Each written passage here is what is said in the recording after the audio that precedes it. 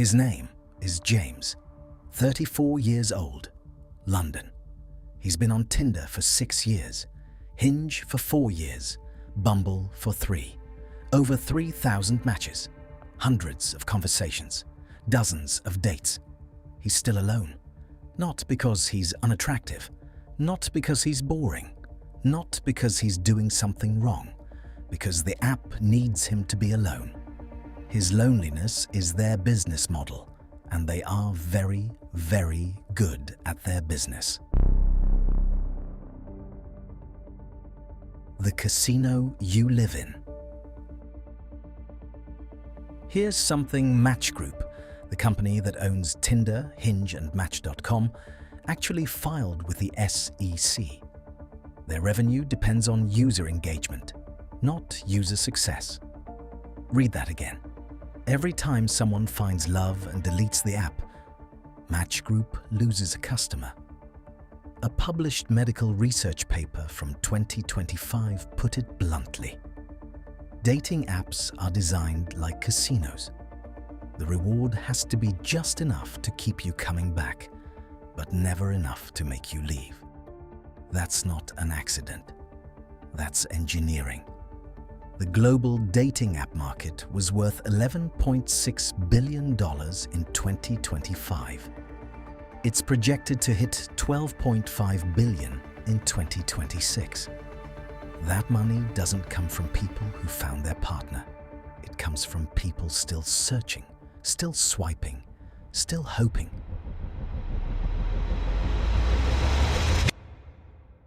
The algorithm that knows you too well. Here's how it actually works. The algorithm doesn't want to find you the best possible match. It wants to find you a good enough match, to give you hope, but not so perfect that you stop coming back. It shows you someone attractive. You match. The conversation dies. It shows you someone you connect with. They ghost you.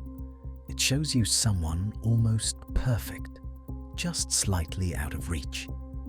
And every time you open the app again, this is called intermittent variable reinforcement, the same mechanism that makes gambling addictive.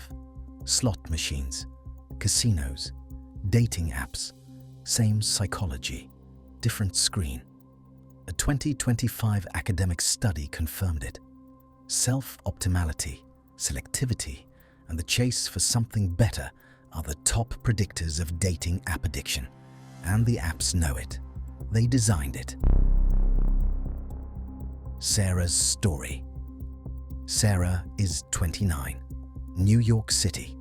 She started using Hinge at 24. By 28, she had gone on over 60 first dates. She told a journalist, "Every time I go on a date, I'm comparing him to everyone else I've seen on the app. He's attractive, but is he the most attractive? He's kind, but is someone kinder out there? I can't turn it off. That's not a personality flaw. That's a trained behavior." The apps taught her that, because the apps gave her infinite choice. And infinite choice makes every real person feel like a compromise. Psychologists call it the paradox of choice.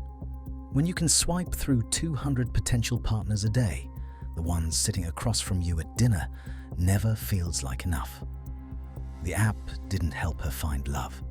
The app made her incapable of recognizing it.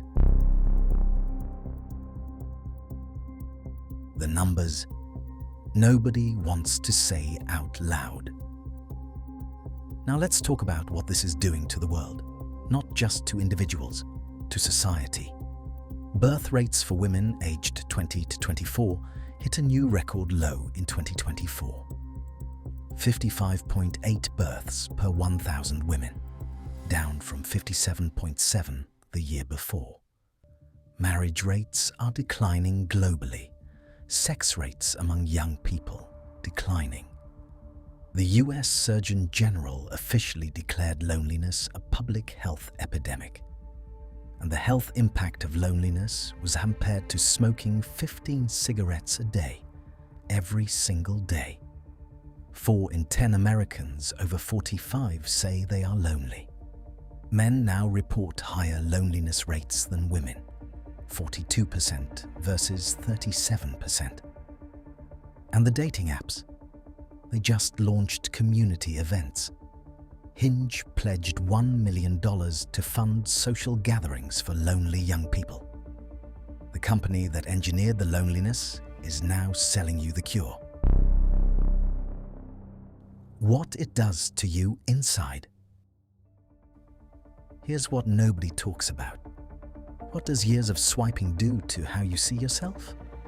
Every time you don't get a match, your brain registers rejection.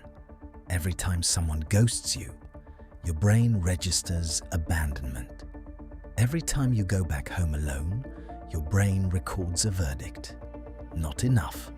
And you try harder. Better photos, better bio, funnier opening lines, more vulnerable, less vulnerable. You optimize yourself for an algorithm that was never designed to be satisfied. 86% of singles in 2026 have put off dating due to financial concerns. The average date now costs $189, up 12.5% in 1 year. But the real cost isn't money. The real cost is years. Years of your life spent performing for a machine that profits from your loneliness. James is still on Tinder. Sarah is still comparing. And Match Group just reported another profitable quarter. The system is working exactly as designed. The question isn't whether you should use dating apps or not.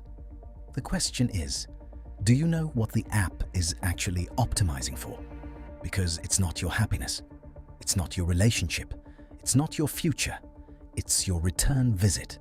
Tomorrow, and the day after, and the day after that. The loneliness epidemic is not an accident. It is a product. And the first step is knowing you're being sold it. Subscribe.